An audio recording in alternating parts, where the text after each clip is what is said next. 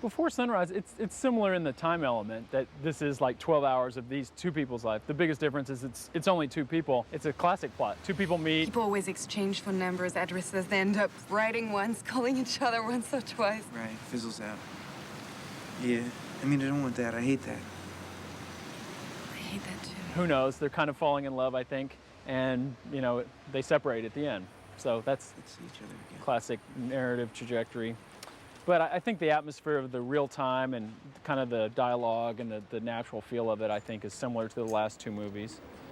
It's really about trying to articulate how hard it is for two people to meet each other and how hard it is for two people to get along and for how hard it is for people to talk to each other and how hard it is for people to be intimate with each other, all the things that are actually really going on in your lives. You can live with someone for 10 years and don't know this person. And I think this film is about, in one night, they're going to try to know each other more than if they've been together for a long time, you know? I think myself and almost everyone I know has had kind of these whirlwind romance things where you meet someone and you talk and you kind of explore another person like this. This is kind of weird. Yeah, it's kind of weird, isn't it? I mean, I feel a little awkward. It's so rare, you know, to have two people who are really sharing something, and that's what it's about. And that's why I think Céline follows him. It's, you know, because she feels, you know, there's a chance maybe to say something and to know something more about somebody else. It's a movie about men and women trying to get along with each other. I think that appeals to everybody. I think everybody's got a stake in that. Dring, dring, dring, dring, dring. Hello? Vanny, c'est Céline. I met a guy on the train and I got off with him in Vienna. We're still there. Are you crazy? Probably. Well, they meet on a train and they begin to talk and stuff, and he kind of convinced her to get off the train. So listen, here's the deal. This is what we should do. You should get off the train with me here in Vienna and come check out the town. What? I don't think everybody in the world who would be asked by someone to get off the train would get off the train, actually. So I think, you know, she's the type of person, she doesn't want to miss anything in life, you know? You know, Are you trying to say you want to kiss me? I really wanted a strong woman who would bring a lot of ideas and be able to take that character to a new level that I couldn't really take it to. And I knew immediately in Julie, in the audition, as soon as she did some dialogue, she was exactly what I was looking for. When I first read the script, the thing that kind of excited me as an actor, idea of doing a movie of two people talking is what everybody always says when you're in the middle of doing something crazy. You're like, next time I'd like to do a movie about two people talking to each other. And you really actually never get presented with that opportunity.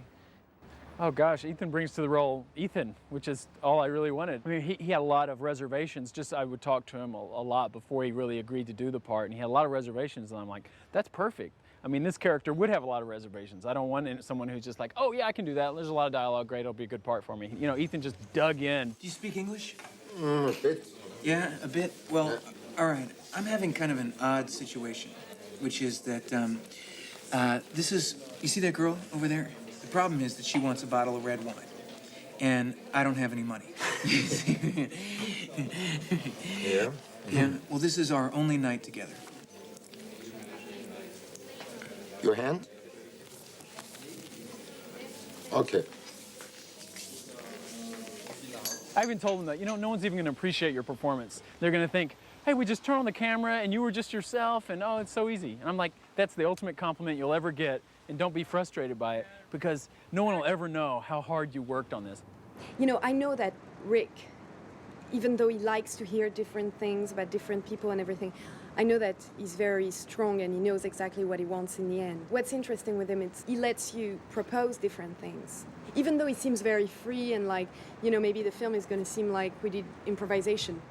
No way, you know, there's not one scene where there's improvisation. He's really an excellent collaborator.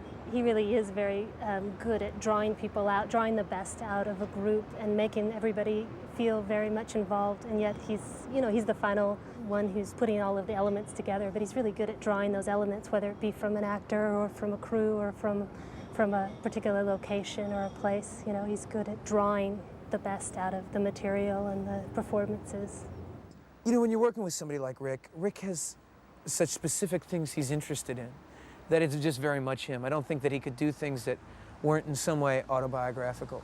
I mean, he could do another story or something, but this kind of material, this kind of thing that is really about real time and real people talking, you've got nothing to draw on but what you know. And it's not just a fear of commitment or that I'm incapable of caring or loving, because I can.